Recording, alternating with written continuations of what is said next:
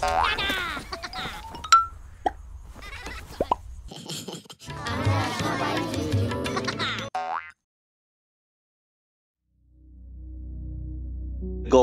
চ্যানেলের যারা সদস্য হয়েছেন এবং জয়েন বাটনের মাধ্যমে অর্থ সাহায্য করে আমাদের পাশে আছেন, তাদেরকে জানাই অসংখ্য ধন্যবাদ।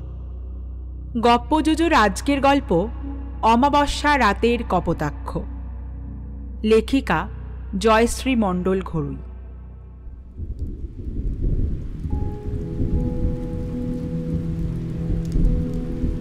আমি সমুদ্র দে, বর্তমানে পেশায় একজন স্কুল শিক্ষক। আজ সারাদিন ঝিরি ঝিরি বৃষ্টি হয়েই যাচ্ছে। আকাশে অন্ধকারের ঘন ঘটা আর মেঘের গর্জনে পরিবেশটা বেশ থমথমে হয়ে আছে। আজ স্কুলে ছাত্রদের সংখ্যাটাও বেশ কম। আমি ক্লাসে ঢুকে সবে বসেছি, এমন সময় ছাত্রটা বলে উঠল, ও স্যার, আজ পড়তে ইচ্ছে করছে না, আপনি গল্প বলুন না, আমরা সবাই শুনবো। সত্যি আজ দিনটাই কেমন যেন স্যাঁতস্যাঁতে। আমিও অ্যাটেন্ডেন্স বুকটা টেবিলের এক পাশে রেখে দিয়ে বললাম, বলো তোমরা কি গল্প শুনতে চাও? ওরাও প্রবল আগ্রহ নিয়ে কেউ বলল, ও স্যার, ভূতের গল্প। এই নিয়ে নিজেদের মধ্যে গোল বাঁধল। এবার আমি ওদের চুপ করিয়ে বললাম, ঠিক আছে, আমি আজ তোমাদের আমার সাথে ঘটে যাওয়া এক ভয়ানক অভিজ্ঞতার কথা বলবো। সত্যি ভূতের ঘটনা। সত্যিকারের গল্প? সবাই হই হই করে উঠল। আমি এবার একটু গলা ভারী করে বললাম, রে তোদের ভয় লাগবে না তো? দেখিস বাবা, আবার যেন হিতে বিপরীত না হয়। আমার কথা শুনে ওরা সবাই সমস্বরে বলে উঠল, না না না না স্যার, আমরা ভয় পাবো না, আপনি শুরু করুন। প্রবল উৎসাহ নিয়ে সবাই এক জায়গায় এসে জড়সড় হয়ে বসল। আমিও শুরু করলাম। আজ যে ঘটনার কথা বলবো তা বেশ কিছু বছর আগেকার কথা। তখন আমি কলেজে পড়ি, বিএসসি ফাইনাল ইয়ারের ছাত্র। দিন সাতেক হবে আমাদের কলেজের ফাইনাল এক্সাম শেষ হয়েছে। তারপর যা হয় আর কি, হাতে অঢেল সময়। বাড়িতে বেশ ভালোই মজা করে দিন কাটছে। মা এটা ওটা বানিয়ে দিচ্ছে আর আমিও ভুরি ভোজ করে আছি পরম আনন্দে। এই রকমই এক বর্ষণমুখর দিনের দুপুরে বেশ জমিয়ে মায়ের হাতের ইলিশ মাছ ভাজা আর তার তেল দিয়ে ভাত মেখে উদর পূর্তি করে পরম তৃপ্তি নিয়ে বিছানায় এসে গাটা এলিয়ে দিলাম। আমরা হলাম গিয়ে মাছে ভাতে বাঙালি। ভাত খেয়ে একটু বিছানায় গা না ঠেকালে ঠিক জমে না। কলেজ চলাকালীন এমন সুযোগ না হলেও এই সুযোগ যখন পাওয়া যায় তাকে কাজে না লাগানোটা নেহাত বোকামি ছাড়া কিছুই নয়। এইসব কথা ভাবতে ভাবতে কখন যে চোখটা লেগে গেছে তা ঠিক নেই। ঘুমটা ভাঙলো ফোনের শব্দে। চোখ ঘষতে ঘষতে ফোনটা হাতে নিয়ে দেখলাম নৈতিক, আমার বন্ধু। ফোনটা রিসিভ করতেই বলল, শোন, আমি কোনো কথা শুনবো না, তোকে আমার সাথে যেতেই হবে, তা না হলে আমিও যাব না। তা নৈতিকের ফোনটা ধরে আমি তো অবাক, বুঝলি। নৈতিককে থামিয়ে দিয়ে বললাম, আরে ভাই থাম, কোথায় যাব, কি বলছিস একটু স্পষ্ট করে বল তো, তারপর তো হ্যাঁ না বলবো। তা তখন নৈতিক একটু থেমে বলল, আসলে আমার মামার বাড়ি যাবার কথা বলছি। তুই তো জানিস আমার মামার বাড়ি খুব একটা যাই না, কিন্তু এবার বড় মামার মেয়ের বিয়ে আছে আর আমাদেরও পরীক্ষা হয়ে যাওয়ায় বাড়ি থেকে আমাকে যাবার কথা বলছে। আসলে বাবা মা যেতে পারবে না, ওদিকে ঠাম্মির শরীরটাও ভালো না, তাই আর কি আমায় যেতে বলছে। তাই আমি বলেছি তুই যদি আমার সাথে যাস তবেই যাব, না হলে নয়। এই এক টানে নৈতিক কথাগুলো বলে গেল। আমিও ভাবলাম, সেই তো কোথাও তেমন যাওয়া হয় না, কলেজ, পড়তে যাওয়া, বাড়ি, এইভাবেই চলে যাচ্ছে। আর এখন তো বাড়িতেই আছি, তো কিছুদিন ঘুরে আসা যেতেই পারে। কটা দিন এই শহরের কংক্রিটে আবদ্ধ জীবন ছেড়ে গ্রামের মুক্ত বাতাসে বরং একটু মন প্রাণ ভরে শ্বাস নেওয়া যাবে, কি বলিস? তা আমিও এক কথায় রাজি হয়ে গেলাম। ওর মামার বাড়ি ওপার বাংলার এক প্রত্যন্ত গ্রামে পড়ে। গ্রামের মধ্যে তখনও সেভাবে আধুনিক প্রযুক্তির ছোঁয়া লাগেনি, তাই নৈতিক খুব একটা মামার বাড়ি যেতে পছন্দ করতো না। কিন্তু এবার ওর মামার বাড়ি অনুষ্ঠান, যেতে তো তাকে হবেই। আমরা দুজন সেই মতো সকালের জলখাবার খেয়ে বেরিয়ে পড়লাম ওপার বাংলার উদ্দেশ্যে। তা নৈতিকের মামার বাড়ি পৌঁছাতে দুপুর গড়িয়ে প্রায় সন্ধে হব হব হয়ে গেল, বুঝলি? কি অপূর্ব চারদিকের দৃশ্য, কি শান্ত, কি স্নিগ্ধ, আহা, কি মনোরম পরিবেশ। সেখানে না গেলে প্রকৃতির এই রূপ দর্শন থেকে বঞ্চিত হয়ে থাকতে হতো। তা সদর দরজার সামনে এসে দেখলাম সামনের দালানে এক বয়স্ক মানুষ মাথা নিচু করে খুব মন দিয়ে কিছু একটা করছেন। একটু এগিয়ে গিয়ে দেখলাম জাল গোছাচ্ছে। নৈতিক দাদু বলে ডাকতেই উনি মুখটি তুলে চশমাটা ঠিক করে আমাদের দিকে তাকালেন, তারপর এক গাল হেসে বললেন, আরে দাদু ভাই যে, আইসো আইসো, এত দেরি হইল যে, পথে কোনো অসুবিধে হয়নি তো? নৈতিক এবার এগিয়ে গিয়ে দাদুকে জড়িয়ে ধরে বলল, না না, কোনো অসুবিধা হয়নি। নৈতিক হয়তো মামার বাড়িতে আসাটা পছন্দ করেন না ঠিকই, তবে মামার বাড়ির সকলেই ওর ভীষণ কাছের, বিশেষ করে ওর দাদু। এই দাদুর কথা কত যে শুনেছি ওর মুখে। নৈতিক আমায় দেখিয়ে বলল, দাদু, এই হলো সমুদ্র, আমার খুব ভালো বন্ধু। আর সমু, এই হলো আমার দাদু, শ্রীযুক্ত ধীরেন্দ্রনাথ তালুকদার। ইতিমধ্যে উঠোনে সবাই এসে জড়ো হয়েছেন। দুই মামা, বড় মামি, পুকাই, মিঠুদি, এক এক করে পরিচয় পর্ব শেষ হলো। নৈতিকের মামার বাড়িটা না মাটির দোতলা বাড়ি। যদিও গ্রামের অধিকাংশ বাড়ি মাটির, তবু তার আগে মাটির দোতলা বাড়ি আমি কখনো দেখিনি। আমি তাকিয়ে তাকিয়ে দেখতে লাগলাম।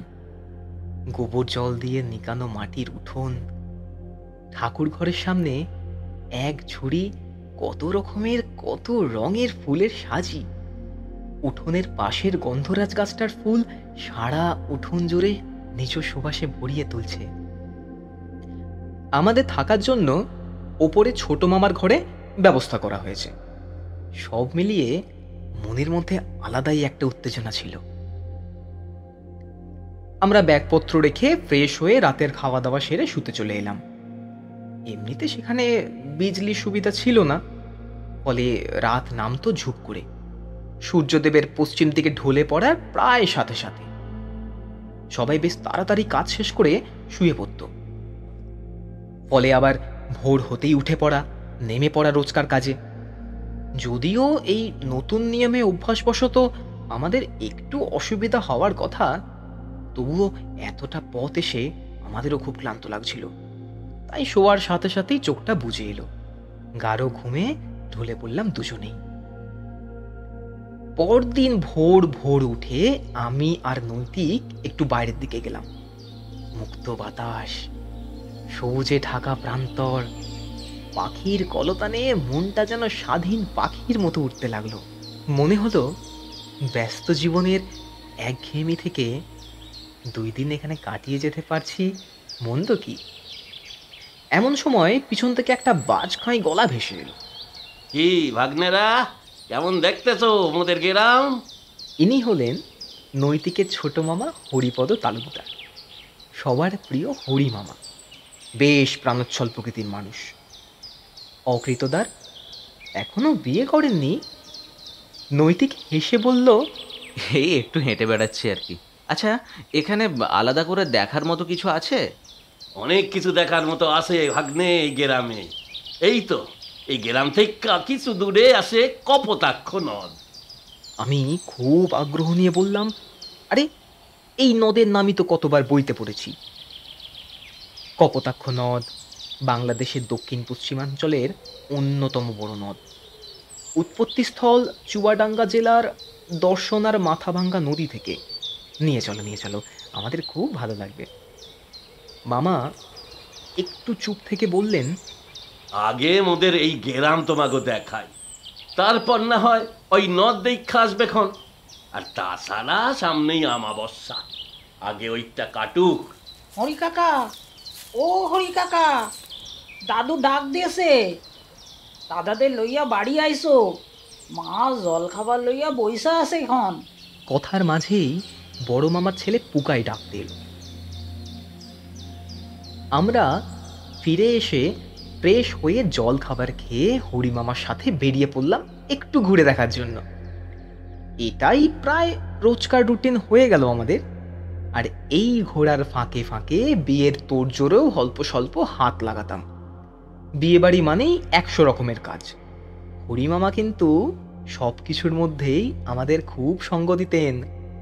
প্রতিদিন গ্রাম ঘুরে দেখানো, কোনো দিন মাঠে নিয়ে যাওয়া, তো কোনো দিন আবার গ্রামের মন্দিরে, আবার হাটবারে হাট থেকে ঘুরিয়ে আনা। বেশ আনন্দেই কাটছিল দিনগুলো। সেই দিন সকাল থেকে বাড়িতেই ছিলাম। বিকেলে দাদুর ঘরে গল্পের আসর বসানো হয়েছে। এরই মধ্যে মামিমা চা আর আচারের তেল দিয়ে মুড়ি মেখে দিয়ে গেল। আহা, কি বোঝাবো তোদের, কি অপূর্ব তার স্বাদ। এমন সময় হরি মামা এসে হুড়মুড় করে ঢুকলো সেখানে। হাঁপাতে হাঁপাতে যা বলল, বাবা, এই মাত্র দেখা দিলুম এই হাড়ু সোরেন অজানা এক ব্যামো বাজাইছে। কি জন্য হইল কেউ কইতে পারে না। সারা শরীরে কালো কালো পরিষ্কার মতন ভইরা গেছে, কথাও ঠিক মতো কইতে পারে না, আর থাইকা থাইকা চক্ষু উইলটা যাইতেছে। বদ্যি মশাই পথ্য দিয়া গেছে, তবে কাজ কিছু হইতেছে বলে মনে লাগছে না। আর বউ কয় হাড়ু নাকি ওই নদ পার থেকে ফেরার পর হইতে ওই রকম থমপাড়া হইয়া গেছে, কোনো কথা কয় না। আর তারপর মাঝরাত হইতেই কাণ্ড হইতাছে। এই সব কথা শুনে দাদুর কপালে দেখি ভাঁজ পড়ল। উনি যেন কিছু একটা গভীর চিন্তায় পড়ে গেলেন। মুখটাও কেমন থমথমে হয়ে গেল। নৈতিক জিজ্ঞাসা করল, কি হলো দাদু, কি ভাবছো? না দাদু ভাই, ও তেমন কিছু না। সেদিন আর গল্প হলো না। দাদু কেমন চুপচাপ হয়ে গেলেন। পরদিন সকালে খবর এলো হারু সোরেন গত হয়েছেন। তার ক্রিয়াকর্ম সেরে হরিমামার ফিরতে অনেকটাই রাত হলো। আমরা সবাই মামার অপেক্ষায় বসেছিলাম। মামা স্নান করে দালানে এসে বসলেন। কিছুক্ষণ চুপ করে থেকে বললেন, একটা জলজান্ত মানুষ এমনি কইরা সইলা গেল, কিছুতেই মানতে পারতাছি না। তবে কি আবার সেই মারণ খেলা শুরু হইল? এই বলে দীর্ঘশ্বাস ফেলল। আমি নৈতিক দুজনেই একসাথে বলে উঠলাম, আবার মানে? তাহলে কি এর আগেও এমন ঘটনা ঘটেছে নাকি? আর কি জন্যই বা এসব হচ্ছে? এদিকে কোনো রোগ ভোগের বিষয়? না, রোগ না, এ অন্য ব্যাপার। তবে কি না, মোরাও তো আর চোখে দেখি নাই ভাগ্নে, কানে শুনছি। এই অবধি বলেই মামা চুপ করে গেল। পুরো বাড়ি নিঃশব্দ হয়ে গেল। কেউ আর কোনো কথা বলছে না। কিছুক্ষণ পর এই নৈশব্দ ভেদ করে দাদু বলে উঠলেন, দাদু ভাই, সে অনেক বছর আগের কথা। আমরা তখন বেশ ছোট, মানে ওই 12-13 বছর হইব। এই গ্রামের একেবারে শেষ দিকে এক বেধবা বউ পঞ্চি তার মাইয়া ফুলিকে নিয়া থাইত। নদ থাইকা মাছ ধইরা এর কোন রকমের সংসার চালাইতো মা বিটিতে। এনভাবেই বেশ কাইটা যাইছিল। ফুলিও বিয়ের যোগ্যা হয়ে উঠেছিল। তাকে দেখতেও ছিল বেশ, কিন্তু তার বিয়া দেবার মতো ক্ষমতা পঞ্চির ছিল না। এর মধ্যেই আমাদের পাশের গ্রামের মোড়ল তার বেটার সাইতে ফুলির বিয়া কথা পারে। তারাই নাকি সব খরচা পাতি করবে। তাই আর স্যার কি পাঁচ না ভাইবে পঞ্চিও রাজি হইয়া যায়। কিন্তু তারা বুঝতেও পারলে না এইটাই কাল হইয়া দাঁড়াইবে পঞ্চি আর তার মাইয়ার জীবনে। আসলে আসলে কি বলতো, ও জমিদার আসলে এক কুপ্রবৃত্তির লইয়া ফুইলার লগে নিজ বেটার বিয়া দিতে চেয়েছিল।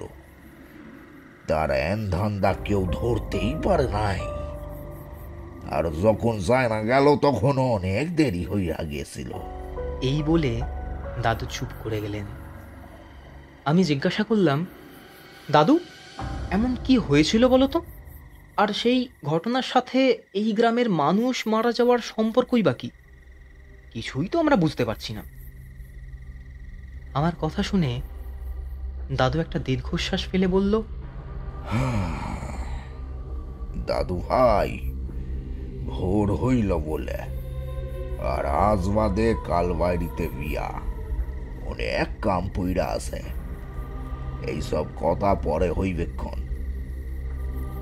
আজই এনখানি ক্ষান্ত হও, যাও একটুক্ষণ ঘুমাই লও। ধকল তো সবার কম গেল না। এই বলে দাদু উঠোনে চান ঘরের দিকে চলে গেল। আমরাও চলে এলাম ঘরে, কিন্তু কিছুতেই মন শান্ত হচ্ছিল না। ওই কথাগুলোই মাথার মধ্যে ঘুরছিল।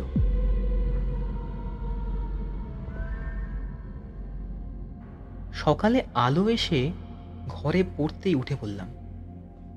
কাল বিয়ে, আজ খুব ব্যস্ততা চারদিকে। বিয়ের হাজার একটা কাজের মধ্যে মাথা থেকে কাল রাতের কথাগুলো বেরিয়ে গেল। আজ আইবুড়ো ভাত খাবে মিঠুদি, তাই রান্নাঘরে সবাই ব্যস্ত। দুপুরে বেশ হৈ হৈ করে অনুষ্ঠানটা হলো, খুব মজা করে কাটলো। রাত পোহালেই বিয়ের অনুষ্ঠান, তাই যতটা তাড়াতাড়ি কাজ সেরে সবাই শুতে চলে গেলাম। মাঝরাতে ঘুমটা ভাঙলো, গলাটা একেবারে শুকনো হয়ে গেছে। জল খেয়ে শুয়েছি, তাও কিছুতেই ঘুম আসছে না। এপাশ ওপাশ করে বেশ খানিকটা সময় কাটলো, কিন্তু তাতেও কাজ কিছু হলো না। তারপর উঠে বিছানার মাথার ধারে জানলার পাশে গিয়ে বসলাম। এই ঘরটা উপরে হওয়ায় জানলা দিয়ে বাড়ির পিছনের অনেকটা দূর পর্যন্ত দেখা যায়। মাঠ জোড়া প্রান্তর, কিছু খাপছাড়া সবুজ ক্ষেত। জানলা দিয়ে বেশ ঠান্ডা হাওয়া আসছিল। এইভাবে বেশ কিছুক্ষণ সময় কাটালাম ওখানে। এবার শুতে যাব বলে দুহাত তুলে সবে আলিশি ভাঙছি, এমন সময় চোখ আটকালো জানলার বাইরে ঠিক হাত দশেক দূরত্বে।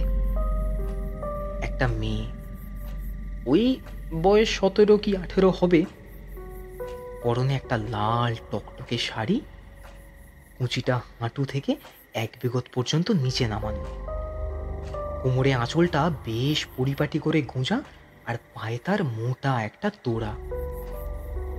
সে ওখানে দাঁড়িয়ে কি করছে সেটা ঠিক বুঝতে পারছিলাম না, কিন্তু এত রাতে একটা মেয়ে মাঠের দিকে ওইভাবে দাঁড়িয়ে আছেই বা কেন? এই সব ভাবনা চিন্তা নিয়েই ঘড়ির দিকে তাকালাম। দেখলাম 1:15। হঠাৎ একটা ছমছম শব্দ। ঘড়ির দিক থেকে মুখটা ঘুরিয়ে মাঠের দিকে তাকাতেই দেখলাম সেই মেয়েটি হেঁটে মাঠের অপর প্রান্তের দিকে যেতে শুরু করেছে। তারই পায়ের তোড়া জোড়া থেকে শব্দ হচ্ছে, ছম ছম। তারপর হঠাৎই চোখের পলকে সেই মেয়েটি যেন অন্ধকারে মিলিয়ে গেল। যত দূর চোখ যাচ্ছে তাকে আর দেখতে পেলাম না। কোথায় গেল? জলজ্যান্ত মেয়েটি কি এক নিমেষেই উবে গেল নাকি? এমন সময় কাঁধের উপর একটা হাতের স্পর্শে চমকে উঠলাম। বুকে ধুকপুকানিটা শতগুণ বেড়ে উঠল। পিছনে ফিরে তাকানোর সাহসও পেলাম না। ইতিমধ্যে বাইরের ঠান্ডা হাওয়াটা যেন আর সেই রকম ঠান্ডা নেই। সারা শরীর দরদর করে ঘামছে। পিছন থেকে আওয়াজ হলো, কি রে, এত রাত্রে জানালার পাশে কি করছিস?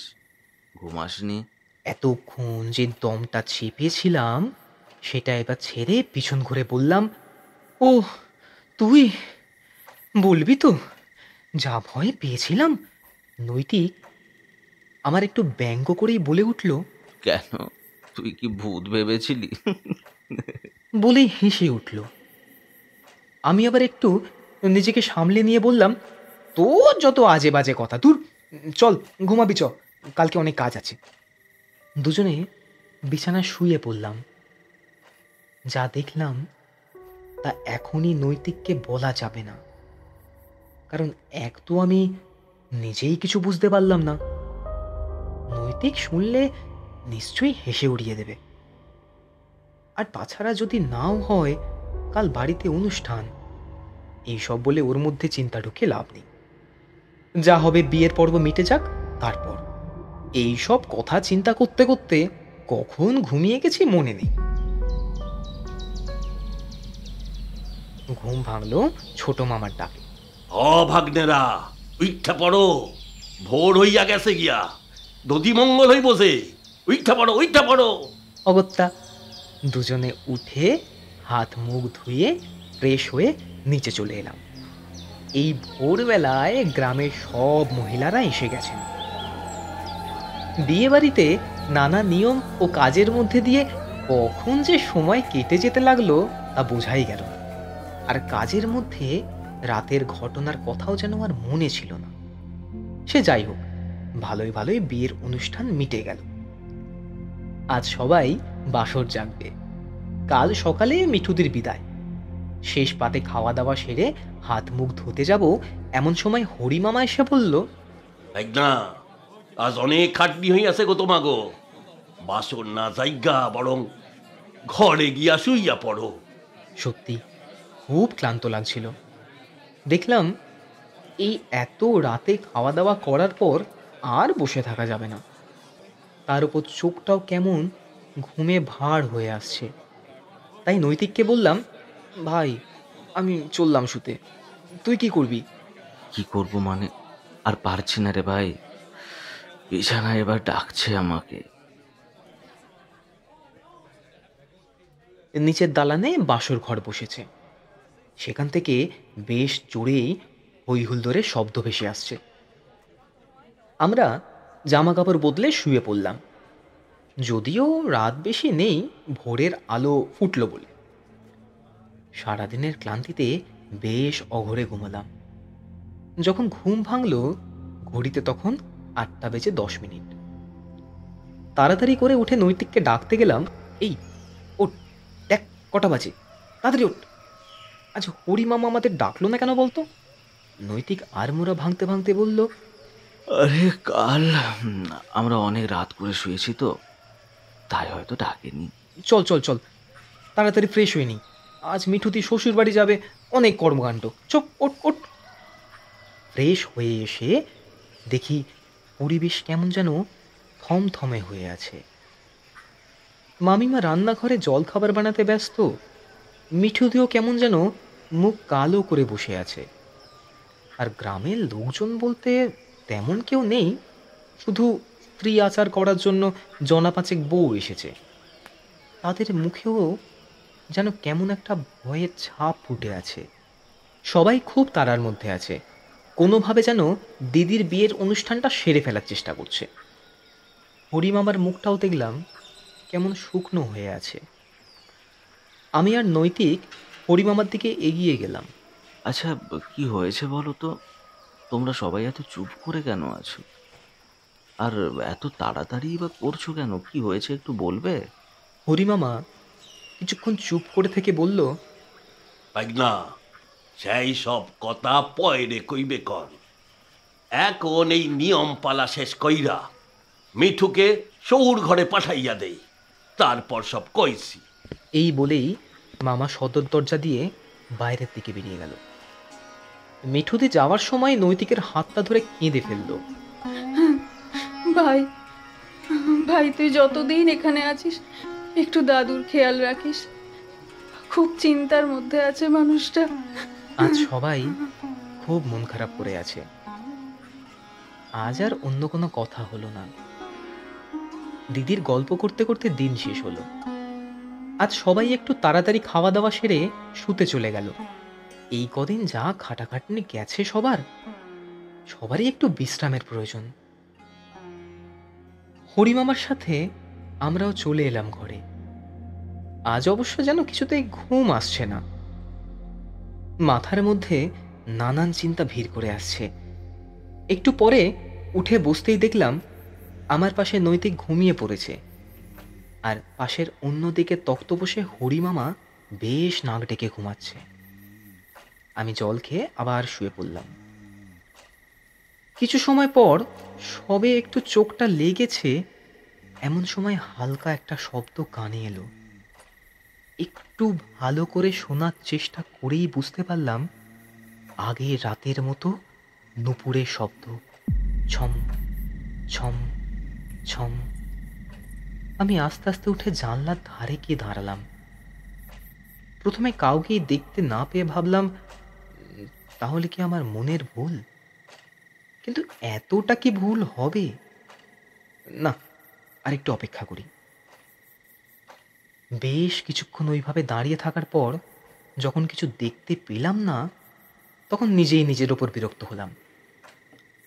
সবে বিছানায় এসে বসেছি, এমন সময় আবার কানে ভেসে এলো সেই একই নুপুরের শব্দ। না, এবার তো কোনো ভুল নয়। জানলার কাছে এক লাফে গিয়ে দাঁড়ালাম। দেখি সেই মেয়েটি মাঠের দিকে মুখ করে দাঁড়িয়ে আছে। আমার দিকে পিছন ফিরে দাঁড়িয়ে থাকার জন্য কোনোভাবেই তার মুখটা দেখতে পাচ্ছিলাম না। এবার খুব অধৈর্য হয়ে উঠলাম। কেন জানি না আমার খুব খুব কৌতূহল হতে লাগলো এই মুখ দেখার জন্য। আমার মনের ভাব যেন ওই মেয়েটি এক নিমিষে বুঝে ফেলল। হঠাৎ সে আমার দিকে ঘুরে তাকালো। এমনকি তাকানোর ভঙ্গিতে অবধি আমার মনে হলো যে আমি যেখানে দাঁড়িয়ে আছি তা সে আগে থেকেই জানতো। কিরকম একটা অদ্ভুত টান অনুভব করতে লাগলাম আমি, যেন তার দৃষ্টি থেকে নিজের চোখকে সরাতে পারছিলাম না। আমি মুড়ো মূর্তির মতো দাঁড়িয়ে রইলাম। জানালা ধরে যে কতক্ষণ অমন জড় পদার্থের মতো দাঁড়িয়েছিলাম তার কোনো নির্দিষ্ট সময়ে বলা আমার পক্ষে সম্ভব না। যখন নিজের হুঁশে ফিরলাম, দেখলাম হরিমামা আমার কাঁধে হাত রেখে জিজ্ঞাসা করছেন, কি ভাই না ভর ভর উঠা পড়ছো? কি ভোর হয়ে গেছে? নৈতিক ঘুম ধরা গলায় বলল, ভোর হয়ে গেছে মানে? তুই কি সারা রাত এইখানে দাঁড়িয়েছিলিস? ঘুম আসেনি? আসলে কাল রাতেও ওই মেয়েটাকে দেখেছিলাম। কথাটুকু বলেই আমি দমাস করে পাথরের মতো উল্টে পড়ে গেলাম মেঝেতে। মনে হলো যেন শরীরে সব বেশি শক্ত হয়ে গেছে। একটা অবিশ্বাস্য ঝিমুনি আসছে সমস্ত চেতনা জুড়ে। ঘুমে ছেয়ে ফেলেছে আমার দুটো চোখ। নিভু নিভু চোখে ঝাপসা দেখলাম হরিমামা আর নৈতিক আমাকে ডাকছে। তারপর আর কিছু মনে নেই। পরে অবশ্য নৈতিকের কাছে শুনেছিলাম আমি নাকি ধুম জ্বরে পড়েছিলাম। 3 দিন কোনো সাড়া ছিল না, আর জ্বরের ঘোরে শুধু একটাই কথা বলে গেছি, এই মেয়ে তোমার নাম কি? এই মেয়ে কোথায় যাচ্ছ? আজ একটু ভালো লাগছে শরীরটা, তবে দুর্বল ভাবটা আছে একটু। তাই বাড়ি ফেরার দিন আরও একটু পিছোতে হলো। বিকালে দাদুর ঘরে সবার ডাক পড়ল। সবাই সময় মতো গিয়ে বসলাম। মামিমা চা আর হিংচের বড়া ভেজে নিয়ে এলেন। চায়ের কাপে একটু চুমুক দিয়ে দাদু আমায় জিজ্ঞাসা করলেন, যাও যাও যাও, সমু দাদু ভাই একটা কথা কও তো, কি দেখাছিলে সেই দিন? তুমি হইলে আমার ঘরের কুটুম, তাই সব কথা আমার জানা দরকার। দাদু কথা শেষ করে আমার দিকে তাকিয়ে রইলেন। আমি তো কথাগুলো বলতেই চেয়েছিলাম দাদু, কিন্তু মিঠুদির বিয়ের অনুষ্ঠান থাকায় আমি কাউকে কিছু বলতে পারিনি। আর তারপর আমার শরীর অসুস্থ হয়ে পড়ল। যে মেয়েটির কথা বলছি ওকে আমি আগেও দেখেছি, মানে মিঠুদির বিয়ের আগের রাত্রে। সেদিন তো মুখটা আমি দেখতে পাইনি, আর তারপর যেদিন দেখলাম সেদিন মেয়েটি আমার দিকে ঘুরে তাকিয়েছিল। আর তারপর আমার কিছু মনে পড়ছে না বলেই চুপ করে গেলাম। আমায় উদ্দেশ্য করে নৈতিক বলল, সেদিন রাতে তাহলে আমায় কিছু বললি না কেন তুই? তোকে তো আমি জিজ্ঞাসা করেছিলাম, কী রে জানালার ধারে কি করছিস? আমার থেকেও লুকিয়ে গেলি। যদি তোর কিছু হয়ে যেত আমি কলকাতায় কোন মুখে ফিরতাম বলতে পারিস? আমি নৈতিককে একটু ধাতস্থ করে বললাম, আরে ভাই, আমার কিছু হবে না, তুই আছিস তো। আর তাছাড়া সকালবেলায় দিদির বিয়ের অনুষ্ঠান ছিল, তুই শুধু শুধু চিন্তা করবি বলে বলিনি। ভাইগনা, মুখে তো একবার কইতে পারতা, এইসব কথা লুইকানো ঠিক লয়। আমাদের কথার মাঝে হরিমামার নাম ধরে কেউ একজন ডাক দিল। মামার পিছু পিছু আমরাও সবাই উঠোনে এসে দাঁড়ালাম। গ্রামের জনাতিনেক লোক এসেছে, তাদের মুখে একটা অজ্ঞাত ভয়ের ছাপ স্পষ্ট। হরিমামা বললেন, কি রে, কি হয়েছে? তোরা অমন ভয় পাইয়া আছোস কেন? ভয় কি আর এমনি এমনি পাইছি হরিদা, সর্বনাশ হইয়া গেছে। মোদের গ্রামে কি শুরু হলো বলো দেখি। ও বাবা! দাদু এবার এসে জিজ্ঞাসা করলেন, কি হইছে খোলসা কইরা বলো দেখি, অত ঘোর প্যাচ না দিয়া। আর কি কমু খুড়ো, হারু সরেনের মইতো পাঁচু আর কালুও ওই অজানা ব্যামও বাইঁধেছে। কি জন্যে ইমন হইছে তা তো ঠাওর করতে পারতেছে না কেউ। গ্রামে এক অজানা ভয় ভাইসা পইন্দেছে বলে তার মাথা চাপড়াতে লাগলো। সবাই চুপ করে গেলাম। সত্যি তো, কি হচ্ছে এইসব, আর কেনই বা হচ্ছে? আরে মেয়েটাই বা কে? মাথার মধ্যে এইসব কথা ভিড় করে এলো। হরিমামা ওনাদের সাথে বেরিয়ে গেলেন। আমরাও সাথে যাব বললাম, কিন্তু দাদু মানা করলেন। আর আমার শরীরে দুর্বল ভাবটাও থাকার জন্য আর জোর করলাম না। কিছুক্ষণ পর মামা ফিরে এলো। আজ কারোর চোখে ঘুম নামবে বলে মনে হয় না। দাদুকে বললাম, দাদু বলো না কেন এমন হচ্ছে, আর সেই ফুলের কি হলো? দাদু সেই অজ্ঞাত ঘটনা বলতে শুরু করলো। তোমাদের তো আগেই কইছি, পাশের গ্রামের জমিদারের মতলব ভালো লয়। আর সেই মতলব যখন সবাই জানতে পারলুম তখন বিয়া হইয়া গেছিল। জমিদার ওই নদের ধাইরে বিয়ার সকল আয়োজন কইরাছিল, আর ওই বিয়াতে দুই গ্রামের মানুষদেরও নেমন্তন্ন ছিল। নদবক্ষ আলোই একেবারে ভৈরা দিয়েছিল, সে এক মস্ত ব্যাপার। আমরা হলাম মেয়ে পৈক্ষ, তাই সকাল থাইকা বিয়ার সব কাজ কমে জননে নদ পারে সইলা আইলাম। সব স্ত্রী আচার গায়ের হলুদ হয়ে গেল। ফুলিকে সুন্দর কইরা সাজাইয়া দিয়া গেল ওই জমিদারের পাঠানো মাইয়ারা। কি অপরূপ লাগছে ফুলিকে, যেন মা দুর্গা। সব ভালো ভালো কাইতেছিল। বড় সইলা আইল।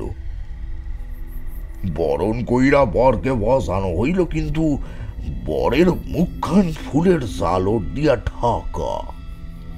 কিছুতেই মুখখান দেখা যাইতেছে না। এদিকে বিয়ার লগন পাইরা গিয়াছে, তো বিয়ার কাজ শুরু হইল।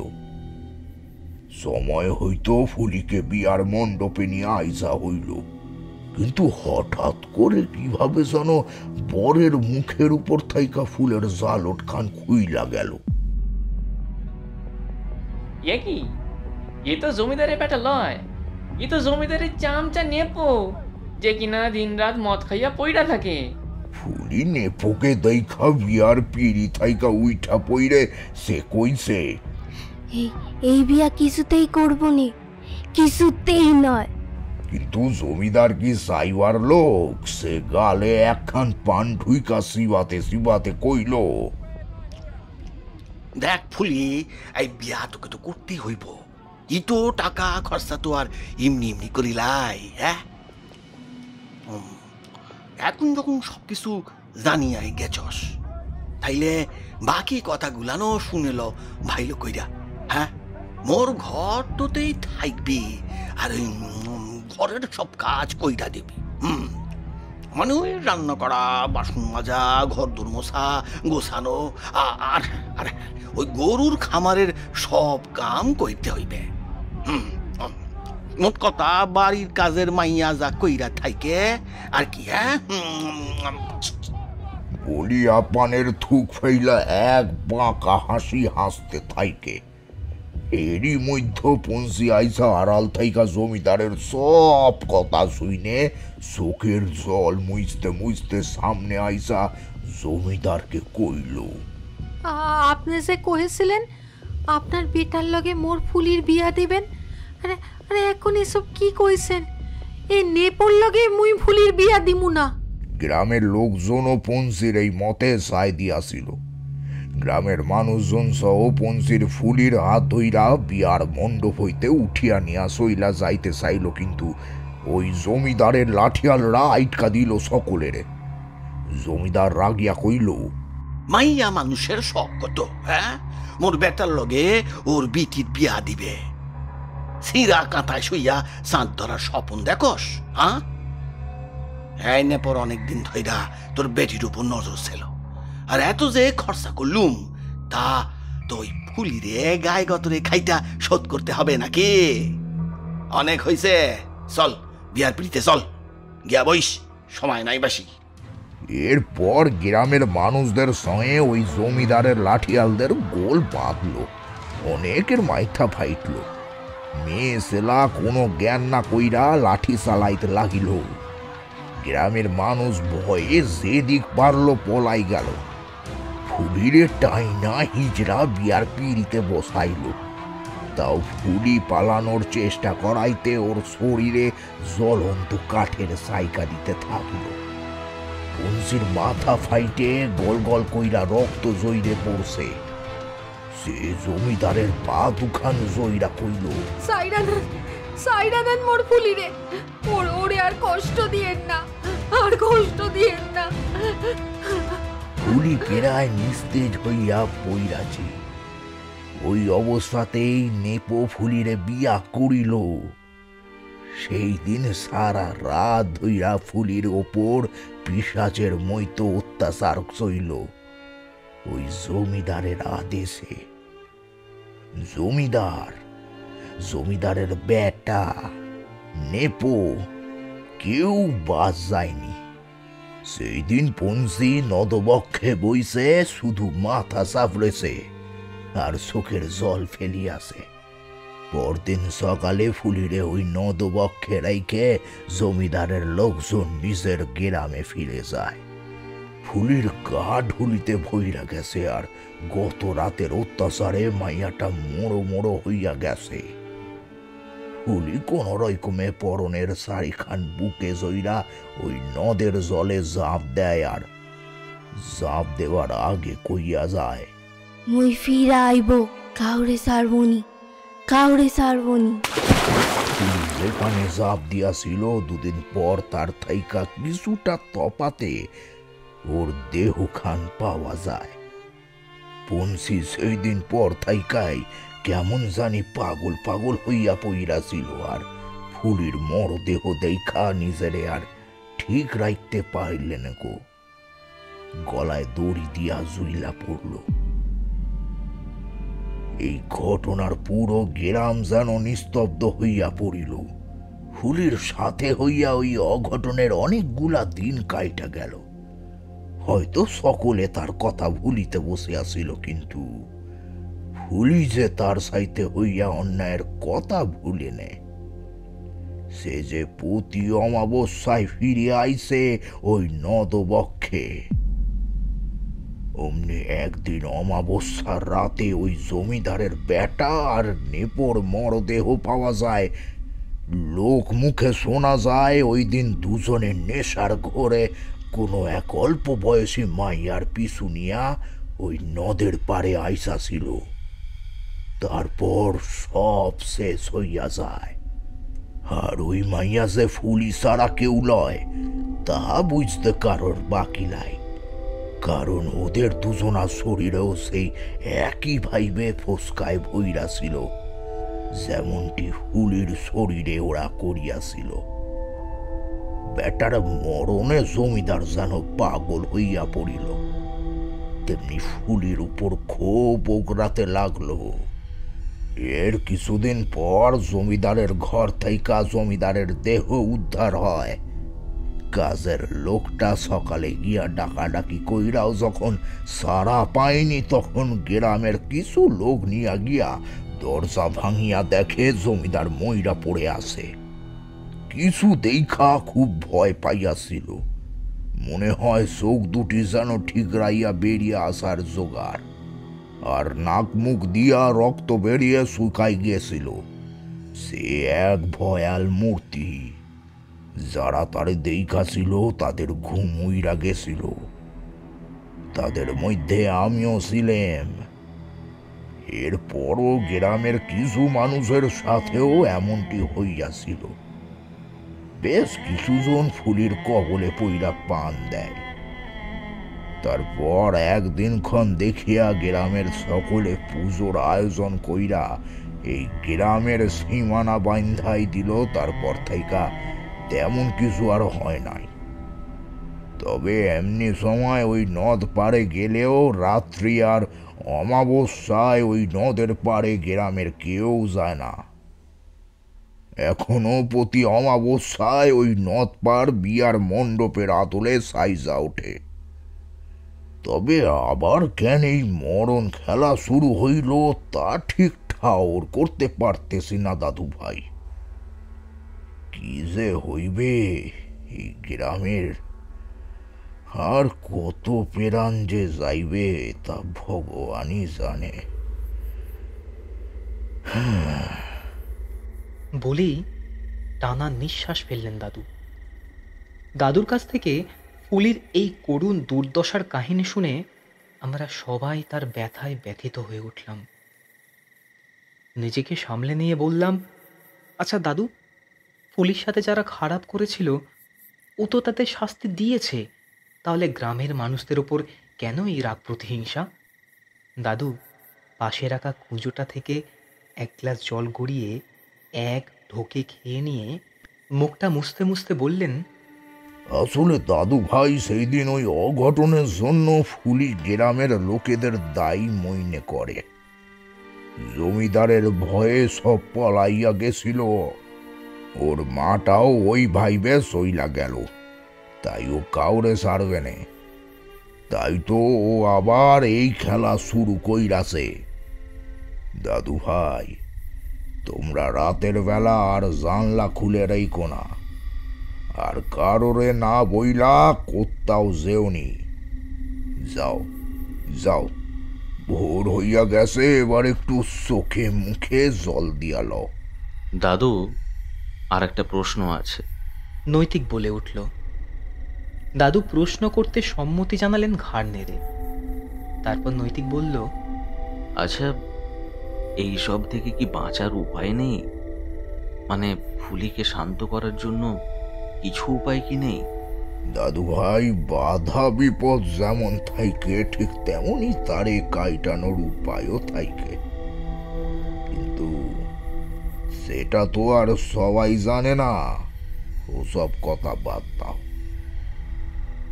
এগুলা নিয়ে অত ভাবিও নি। সমু দাদু ভাইয়ের শরীর খান ঠিক হইয়া যাক, তারপর তোমরা শহরে ফিরা যেও। লও, অনেক কথা হইল, এবার সব যে যার কাজে লইগা পড়ো। আর দাদু ভাইরা, তোমরা ঘরে যাইয়া একটু বিশ্রাম লও। বলেই দাদু উঠে পড়লেন। সবাই নিজেদের কাজে লেগে পড়ল। মামিমাও রান্নাঘরে গেলেন জলখাবারের আয়োজন করতে। আমরাও ঘরে এসে দুজনে মুখোমুখি বসে বেশ কিছুক্ষণ রইলাম।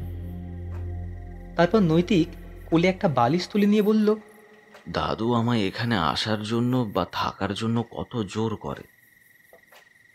আর আজ নিজে থেকে আমাদের চলে যেতে বলছে। বুঝলি ভাই, আমার কিন্তু কিছু সুবিধে ঠেকছে না।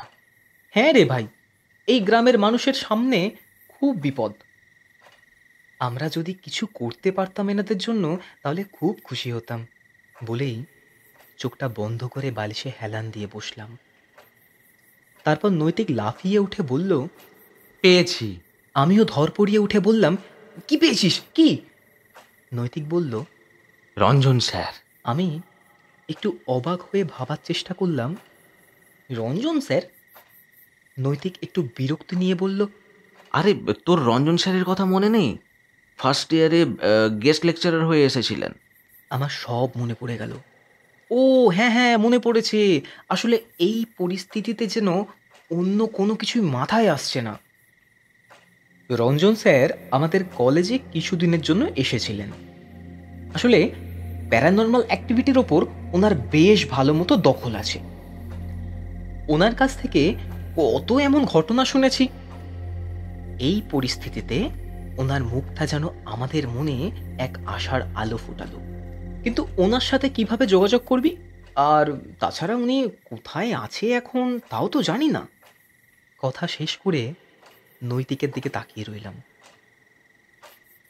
নৈতিক আমার কথার কোনো উত্তর না দিয়ে ওর ব্যাগটা বার করে তার মধ্যে যেন কিছু খোঁজার চেষ্টা করছে। আমি আবারও বললাম, কিরে, তাহলে কি এটাও বিফলে? নৈতিক আমার কথা শেষ করতে না দিয়েই বলল, পেয়েছি, এই দেখ। বলেই একটা ছোট পকেট ডায়েরি বার করে আমার দিকে এগিয়ে দিল। এতে আছে স্যারের ফোন নম্বর। তুই স্যারের নাম্বার পেলি কোথায়? নৈতিকের চোখ দুটো জল করে উঠল। এক স্বস্তির নিঃশ্বাস নিয়ে বলল, যেদিন স্যার চলে গেলেন ওই দিন স্যারের সাথে দেখা করতে গিয়েছিলাম, আর তখনই স্যার ওনার নাম্বারটা নিজে থেকে দিয়ে বলেছিলেন, জীবনে কখনো যদি আমার সাহায্যের দরকার পড়ে অবশ্যই যোগাযোগ করুন, কোনো দ্বিধা করবে না। সেই দিন থেকেই স্যারের নম্বরটা সাথে আছে। আর দেখ, আজ কেমন কাজেও লেগে গেল। আমিও নৈতিকের কথায় সায় দিলাম। হ্যাঁ ভাই, স্যার হয়তো এই দিনটার জন্যই তোকে ওনার নম্বরটা দিয়ে রেখেছিলেন। আর দেরি করে লাভ নেই, তাড়াতাড়ি স্যারের সঙ্গে যোগাযোগ করতে হবে। কিন্তু এখানে ফোন কোথায় পাওয়া যাবে নৈতিক? চল হরি মামাকে গিয়ে ধরি। বলেই দুজনে নিচে নেমে এসে হরি মামার খোঁজ করতে লাগলাম।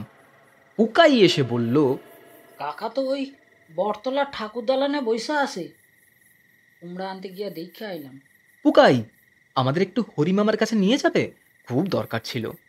পুকাই সম্মতিসূচক ঘাড় নেড়ে হাঁটা দিল। আমরা ওকে অনুসরণ করতে করতে এগোতে লাগলাম। ঠাকুরতলা পর্যন্ত যাওয়ার আগেই মামার সাথে দেখা হয়ে গেল। আমাদের দেখে হরি মামা একটু উত্তেজিত হয়ে বলল, আরে ভাগনা, তোমরা বাইরে আইলা কেন? পুকাই, তুই দাদাদের লইয়া বার হইতস কেন? পুকাই কিছু বলার আগেই নৈতিক মামাকে বলল, ও মামা, তুমি পুকুকে কিছু বলো না, আমরাই তো তোমার কাছে আমাদের নিয়ে যেতে বললাম, একটা দরকার ছিল। আমি পুকাইকে বাড়ি চলে যেতে বললাম। ও চলে যাওয়ার পর বললাম, মামা, আসলে আমি একটু বাড়িতে ফোন করতে চাই। অনেক দিন তো হলো, মার জন্য খুব মন খারাপ গো, তাই একটু ফোনের ব্যবস্থা করে দেবে? মামাকে কি বলতে হবে তা আমরা আগে থেকেই ঠিক করে নিয়েছিলাম, কারণ সত্যি কথা বললে মামা আমাদের এই সবের মধ্যে জড়াতেই দেবে না। মামা এবার মাথা চুলকাতে চুলকাতে বলল, ফোন? তার জন্যে তো হাইটে যাইতে হইবে। কিন্তু তাতে কি, আমরা যাব, নিয়ে চলো না। আর কাকিমাও তো ওর চিন্তা করছে, বলো। অগত্যা মামা আমাদের নিয়ে হাটে গেল। এই গ্রামে ওই একটাই টেলিফোন বুথ। বুথ বলতে যা বোঝায় ঠিক তেমনটা নয়, ওই একটা বাঁশের আগর দিয়ে ঘেরা ছোট ঘর মতো, আর তাতে কাপড় দিয়ে পর্দা করা। আমরা মামাকে বাইরে বসতে বলে দুজনে বুথে ঢুকলাম। ভগবানকে স্মরণ করে স্যারের নাম্বারটা ডায়াল করলাম। রিং যাওয়াতে আমাদের হৃদস্পন্দন অনেকটা বেড়ে গেল, কিন্তু আমাদের আশাহত হতে হলো ফোনের ওপার থেকে কোনো সাড়া পাওয়া গেল না। দ্বিতীয়বার ডায়াল করলাম, না, এবারেও কেউ ফোনটা ধরল না। আমাদের দুজনের মুখখানা শুকিয়ে গেল। এদিকে বাইরে থেকে মামা আওয়াজ দিল, কি ভাগিনারা হইল? সমু, এই শেষবার। এবার যদি স্যার ফোন না ধরেন তাহলে আর করব না। বলেই নৈতিক আবার নাম্বারটা ডায়াল করলো। দুটো রিং যাওয়ার পর ও প্রান্ত থেকে একটা ভারী কণ্ঠস্বর ভেসে এলো। হ্যালো। নৈতিকের চোখ দুটো জল জল করে উঠল। ও বলল, হ্যালো, রঞ্জন স্যার বলছেন? হ্যাঁ বলছি, কিন্তু তোমাকে তো ঠিক চিনতে পারলাম না। কে তুমি? স্যার, আমি নৈতিক রায়, এজে কলেজের ছাত্র। আপনি আমাদের কলেজে গেস্ট লেকচারার হয়ে এসেছিলেন, মনে পড়ছে স্যার? উনি একটু সময় চুপ থেকে বললেন, ও হ্যাঁ হ্যাঁ, বলো নৈতিক, কেমন আছো? আর এতদিন পরে আমায় ফোন করলে সব ঠিক আছে তো? না স্যার, কিছু ঠিক নেই, তাই তো আপনাকে ফোন করলাম। খুব বিপদে আছি স্যার, অনেক মানুষের জীবন মরণের ব্যাপার জড়িয়ে আছে। রঞ্জন স্যার আরও গম্ভীর হয়ে বললেন, আচ্ছা কি হয়েছে আমায় একটু খুলে বলো তো। নৈতিক সব কথা স্যারকে খুলে বলল। আমরা আসার পর থেকে যা যা হয়েছে, পুলিশ সাথে যা যা হয়েছে, সব কথা। স্যার আমাদের কথাগুলো খুব মন দিয়ে শুনলেন। তারপর বললেন, দেখো, সমস্যা যেমন আছে তার সমাধানও আছে, কিন্তু তোমরা কি সাহস নিয়ে করতে পারবে আমি যা বলবো? কারণ আমার পক্ষে এখন তোমাদের কাছে যাওয়া সম্ভব নয়। স্যারের কথায় বেশ ভয় পেয়েই বললাম, স্যার আপনি না থাকলে আমরা কি করব? আমরা তো এই ব্যাপার স্যাপারে কিছুই বুঝি না। স্যার শান্ত স্বরে বললেন, বেশ, আমি যা যা বলবো তাই করবে, আর আমার যা করণীয় আমি তা এখানে থেকেই করব। তোমরা পারবে তো? আমরা একে অপরের মুখের দিকে তাকিয়ে রইলাম কিছুক্ষণ। তারপর দাদু, মামা আর গ্রামের মানুষের মুখগুলো চোখের সামনে ভেসে উঠল। তাই আর 7-5 না ভেবে স্যারের হ্যাঁতে হ্যাঁ মেলালাম। স্যার স্মিত হেসে বললেন, হ্যাঁ, না না, চিন্তা করো না, আমি থাকতে তোমাদের কিচ্ছু হবে না।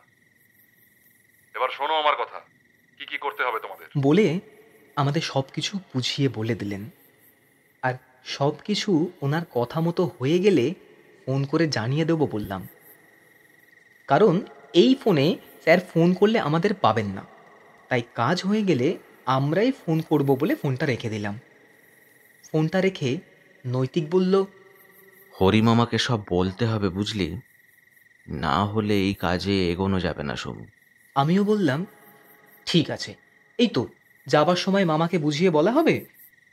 এই বলে 3 জন বাড়ি ফেরার জন্য রওনা দিলাম। কিছুটা আসার পর একটা ফাঁকা জায়গা দেখে মামাকে দাঁড়াতে বললাম। তারপর স্যারের সাথে যা কথা হয়েছে আমাদের সেই সব কথা বলা হলো মামাকে। মামা তো কিছুতেই রাজি হননি। তারপর অনেক বোঝালাম। অবশেষে গ্রামের মানুষের কথা ভেবে মামা রাজি হলো। আমি বললাম, মামা আমাদের টিমে কিন্তু আরো জনাচারেক লোক লাগবে। মামা একটু ভেবে বলল, হইয়া যাইব ভাই না, চলো মোর লগে। বলেই আমাদের নিয়ে একটা মাচার সামনে এসে বলল, ভাই না, তোমরা এইখান বৈশ, বুয়াই গেলুম আর এই এলুম। বলেই দ্রুত পদে চলে গেল। বেশ কিছুক্ষণ পর হরিমামা সাথে করে 3 জনকে নিয়ে আমাদের কাছে এলো। ভাই না, এদের নিয়ে আইলুম, কাজ হইয়া যাইবে তো? হ্যাঁ, হয়ে যাবে, কিন্তু তুমি এনাদের সব বলেছো তো? ওনারা যদি নিজে থেকে এগিয়ে আসে এই কাজে তাহলে ঠিক আছে, নয়তো। কথার মাঝেই একজন বলে উঠল, তোমরা মোদের কথা ভাইপা এত বড় বিপদকান ঘাড়ে নিয়েছো, আর মোরা তোমাদের সাইড দিব না তাই কখনো হয়? আর আর এই গ্রামের মঙ্গলে যদি মোরা কামে আইসি, ই তো মোদের সৌভাগ্য গো দাদা, সৌভাগ্য। কথা শেষ করে গলার ঝোলানো গামছার কোণটা টেনে চোখটা মুছে নিল। আমি বললাম, তাহলে আর মন খারাপ নয়, চোখের জল নয়, সামনে আমাদের বড় কাজ, মনকে শক্ত করো, ভয় পেলে চলবে না। হরিমামা বললেন, ভাই না, কি সব জোগাড় করতে হবে কইছিলে, সেগুলান বলো দেখি। আমি বললাম, আচ্ছা সামনে অমাবস্যা কবে আছে জানো? একজন বলল, এই তো বাবু, ওই 3 দিন পর আসে অমাবস্যা। তাহলে হাতে তো সময় বেশ কম, যা করতে হবে এর মধ্যেই। তাহলে হরিমামা, তোমার ওই খোসা ছাড়ানো সুপারি, তামার কয়েন আর গোটা হলুদ, কড়ি, সিঁদুর লাল চেলি এইসব জিনিসগুলো আজকেই জোগাড় করে নিয়ে সন্ধ্যের মধ্যে বাড়ি এসো। তারপর দাদুর সামনে বাকি কথা হবে। এখন আমি আর নৈতিক বাড়ি চলে যাচ্ছি। এই বলে আমরা যে যার গন্তব্যে হাঁটা দিলাম। সন্ধ্যের সময় সবাই উঠোনে জড়ো হলাম। দাদু তো সব শুনে কিছুতেই আমাদের এর মধ্যে থাকতে দিতে চাইলেন না। দাদু বললেন, দাদু ভাইরা, কালই তোমরা শহরে ফেরত যাও। এই সবের মধ্যে তোমাদের থাকতে হবে না, মোদের যা হওয়ার হইবে। নৈতিক দাদুর কাছে গিয়ে হাত দুটো ধরে বলল, তুমি কি ভাবছো তোমাদের এইভাবে ছেড়ে আমরা শহরে গিয়ে ভালো থাকবো? মাকে কিভাবে মুখ দেখাবো দাদু তোমাদের এই বিপদের মুখে রেখে গিয়ে? আর আমি সমু কেউ তো একা নই, দেখো গ্রামের সবাই আছে আমাদের সাথে। গ্রামের প্রতিটা বাড়ি আজ এই উঠোনে জড়ো হয়েছে। হরিমামারাও ঢুকলো আমাদের বলে দেওয়া জিনিসগুলো নিয়ে। মামিমাকে বললাম, মামি, এই সমস্ত জিনিসগুলো ওই লাল চেলিতে করে 3খানা গিঁট মেরে ঠাকুর ঘরে রেখে আসো তো। তারপর দাদুকে দুজনে প্রণাম করে বললাম, দাদু তুমি তো আছো, আর মাথার উপর ঈশ্বর আছেন, তিনি কখনো অশুভ শক্তিকে জয়ী হতে দেবেন না। হরিমামা বলল, এরপর কি? আমি বললাম, অমাবস্যার আগের দিন, মানে পরশু, আমরা ভোরবেলা ওই নদ ধরে জাল ফেলে আসব, আর সন্ধ্যের সময় মাছ তুলতে যাব। হরিমামা শুনে বললেন, তারপর ভাইগনা? তারপর ওখানে যা হবে তাতে শুধু হ্যাঁ বলে যাবে। আমাদের কথায় সবাই চুপ হয়ে গেল। পুরো গ্রাম যেন নিস্তব্ধ। একটা কুকুর শুধু করুণ সুরে ডেকে গেল।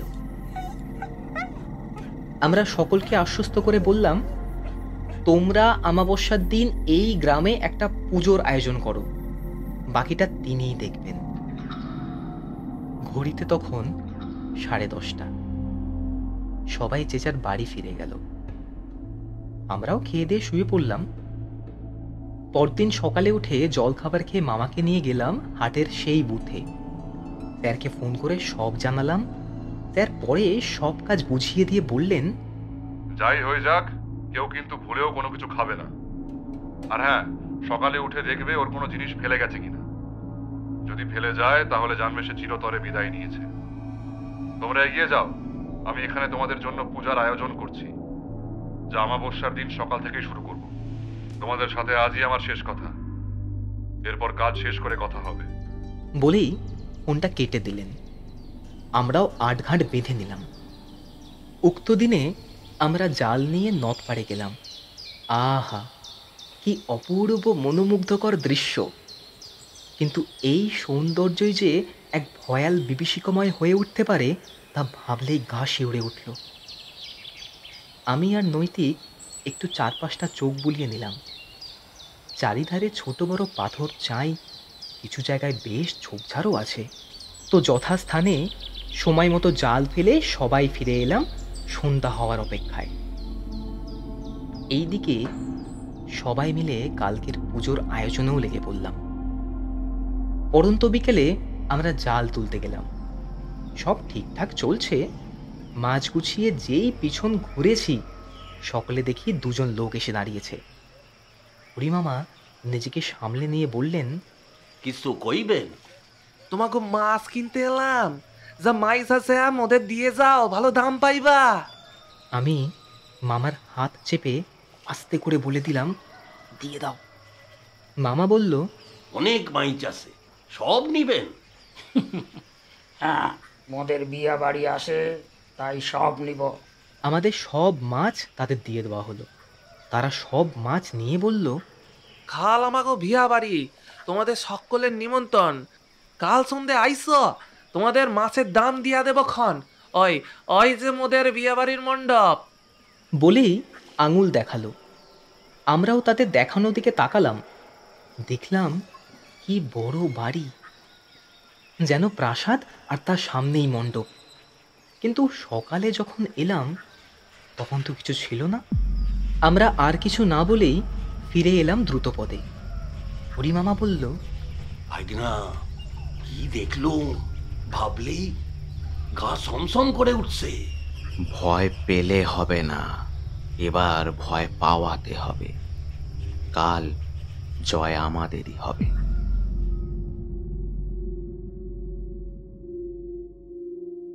আজ অমাবস্যা। সকাল থেকেই গ্রামের সবাই পুজোর আয়োজনে ব্যস্ত। আমরাও নিজেদের সাজিয়ে নিলাম।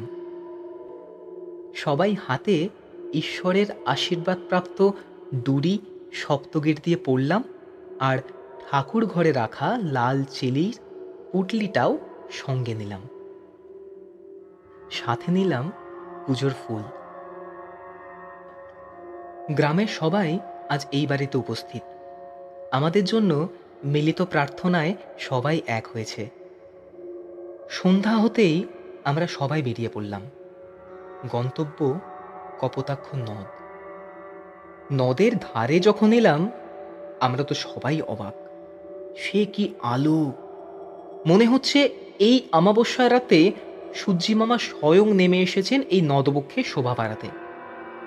বিয়ে বাড়িতে ঢোকার আগে সবাইকে বললাম, সবাই শোনো মন দিয়ে, এইখানে যে যাই দিক কেউ আমরা ভুলেও কিছু খাবো না। কিন্তু আমরা যে খাচ্ছি না তা যেন ঘুণাক্ষরে কেউ বুঝতে না পারে। চোখে মুখে ভয়ের ভাব যেন না থাকে।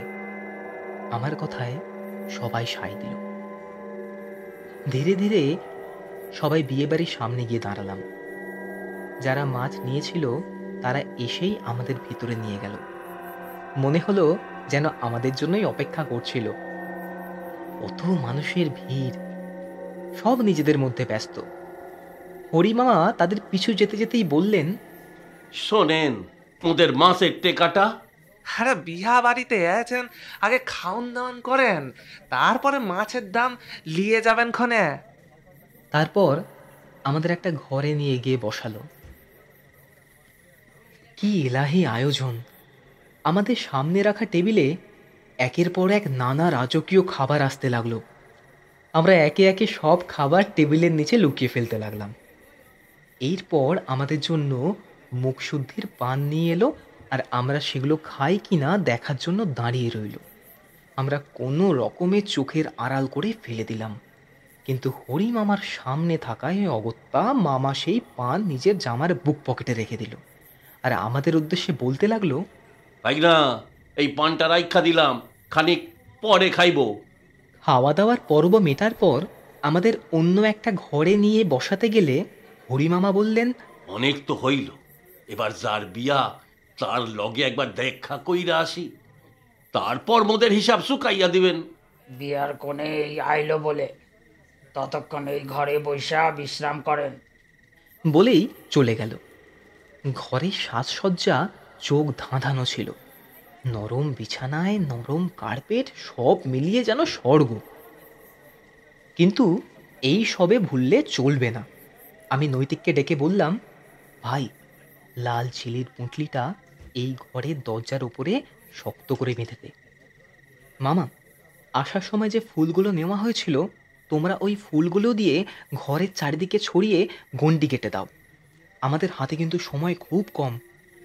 সব কাজ সম্পন্ন করে দরজার কাছে গিয়ে দাঁড়ালাম। দরজার একটু ফাঁক দিয়ে বাইরে কি হচ্ছেটা দেখার চেষ্টা করছি। বাইরে আর কাউকেই দেখা যাচ্ছে না। একটু আগে যেখানে এত লোকের সমাগম ছিল এখন পুরো ফাঁকা, কিন্তু একটা শব্দ হালকা কানে ভেসে আসছে। একটু ভালো করে শোনার চেষ্টা করতেই বুঝলাম এই শব্দ আমার খুব চেনা। এই শব্দ তো আমি জানলার বাইরে থেকে শুনেছিলাম। এ তো সেই মেয়ের পায়ের মলের শব্দ, ঝম ঝম। একটু পরেই দেখলাম একটা মেয়ে এসে দাঁড়িয়েছে। আমার দেখা সেই মেয়েটিই তো তাহলে এই ফুলি। চমকে উঠলাম। কিন্তু ওর হাতে ওটা কি? কোনো খাবারের পাত্র মনে হচ্ছে। হ্যাঁ, এই সেই পাত্র। এই পাত্রেই তো আমাদের খাবার দেওয়া হয়েছিল। একটু পাশ ফিরতেই দেখলাম সেই পাত্রে খাবারের পরিবর্তে আছে অজস্র জ্বলন্ত কাঠের টুকরো। তাহলে এগুলোই ওই ফুলের মায়ায় নানা রাজকীয় খাবার দেখছিলাম।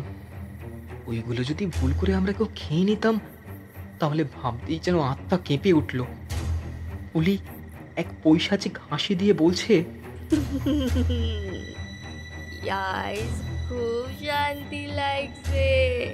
ঠিক যাইতে অনেক তুলান মরবে মোর হাতে। বলি আমাদের ঘরের দিকে এগিয়ে আসতে লাগলো। এবার আমরা সবাই একটু ভয় পেলাম। তাড়াতাড়ি ঘরের ছিটকিনি দিয়ে সবাই ঈশ্বরের নাম করতে লাগলাম। হঠাৎ খুব ঘুম ঘুম ভাব ধরে এলো। আমরা কেউ যেন আর বসতে পারছি না। আর এইদিকে দরজার সামনে এসে কেউ দাঁড়ালো। তারপর কি হয়েছে আমাদের কারোর মনে নেই।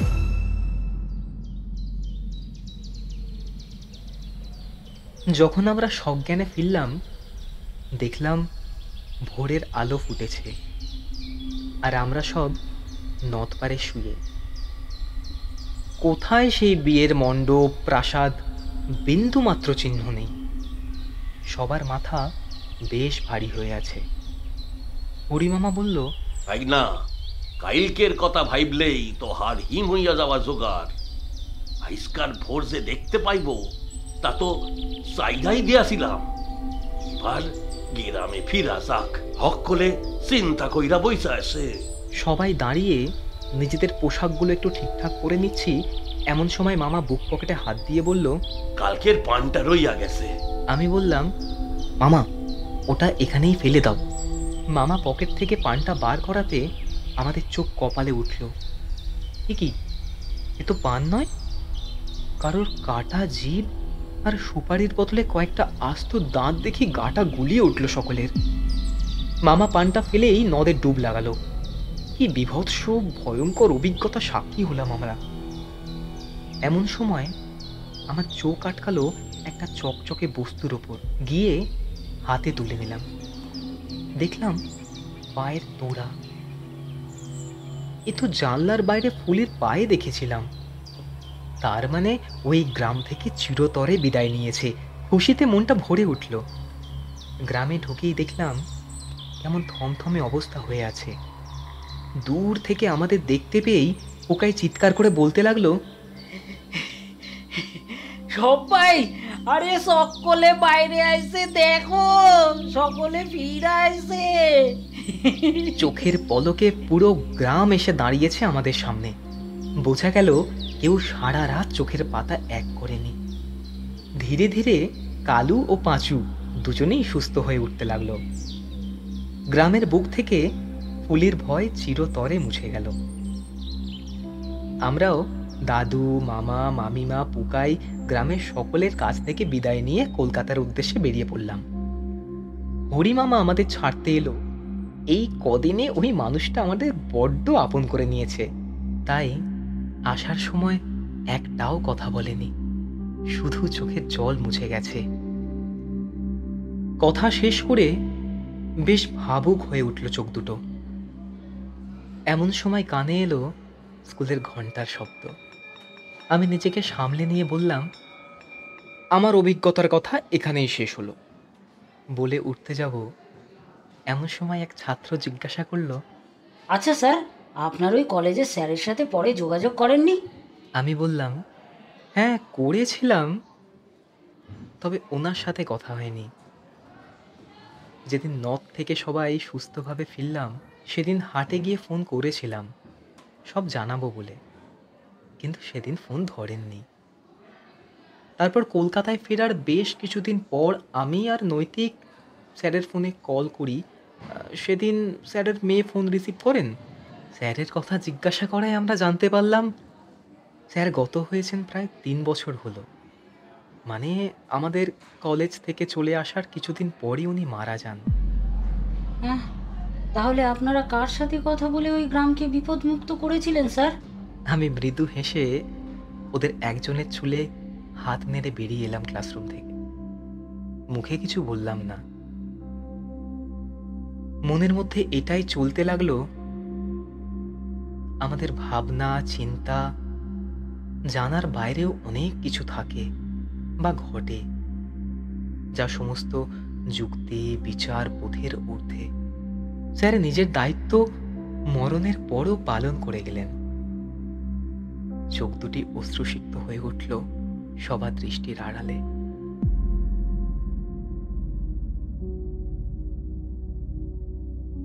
গল্পটি আপনাদের কেমন লাগলো কমেন্টের মাধ্যমে অবশ্যই আমাদের জানাবেন।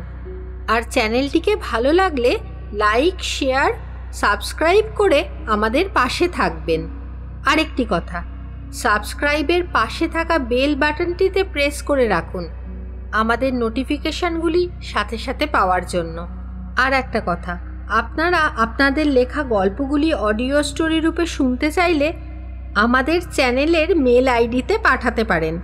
নির্বাচিত গল্পগুলি আমরা অডিও স্টোরি রূপে তুলে ধরব। আমাদের মেল আইডি ডেসক্রিপশন বক্সে পেয়ে যাবেন। আজ তবে এই পর্যন্ত। ভালো থাকবেন, সুস্থ থাকবেন। শুভরাত্রি।